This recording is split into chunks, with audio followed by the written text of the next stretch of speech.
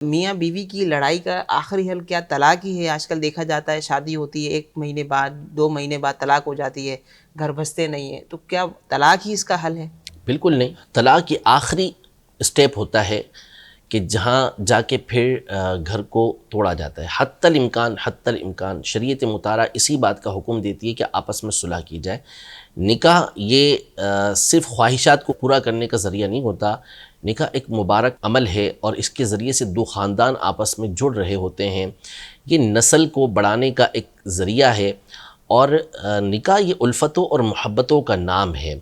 اصل مسئلہ یہ ہوتا ہے کہ تعلیمات دینیہ سے ہم لوگ دور ہوتے ہیں،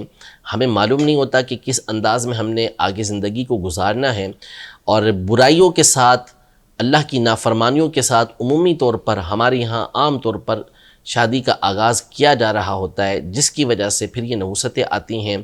اور بڑی دھوم دھام کے ساتھ کی ہوئی شادی، نعوذ باللہ اللہ محفوظ رکھے، کہ بہت سارے ایسے معاملات پیش آتے ہیں کہ 1 مہینے کے بعد، 2 مہینے کے بعد، سال کے بعد گھر ٹوٹ جاتے ہیں۔ تو برائے مہربانی پہلے تو آپ اس بارے میں معلومات حاصل کر لیا کریں، پھر کبھی ایسی نوبت پیش آ جائے کہ اب گھر بننا چلنا ممکن نہیں رہا تو کسی اچھے عالم دین سے، مفتی صاحب سے رابطہ کر لیا کریں کہ وہ آپ کو بتا سکیں کہ آگے کا لائحہ عمل کیا ہونا چاہیے، کیونکہ ایک ساتھ 3 طلاقیں دے دی جاتی ہیں، اور ایک ساتھ 3 طلاقیں دے دینا، اس سے طلاق پڑ جاتی ہیں اور تینوں کی تینوں پڑ جاتی ہیں۔ لیکن یہ طریقہ کار شریعت مطہرہ کا پسندیدہ طریقہ نہیں ہے، پورا ایک طریقہ کار ہے کہ کس طرح آپ نے،